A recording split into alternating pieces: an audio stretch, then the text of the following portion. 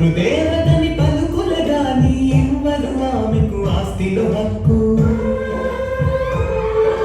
మాతృదేవతని పలుకులగాని ఇవ్వరు ఆమెకు ఆస్తిలో హక్కు. అంబేద్కర్ పంతం పట్టాడు, రాజ్యాంగం కావాలి ఆమెకు దిక్కు. హిందూ కోడ్ బిల్ పెట్టాడు, మగాడి సాటిగా స్త్రీ ఉండాలని. మాతృదేవతని పలుకులగాని ఇవ్వరు ఆమెకు ఆస్తిలో హక్కు.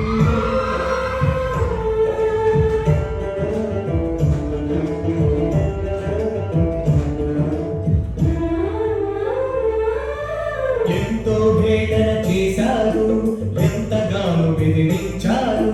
ప్రభుత్వం పారిపోయింది, చట్టం కాస్త వీగిపోయింది. అదివకు జరిగిన ద్రోహంతో మంత్రి పదవి వదిలేశాడు.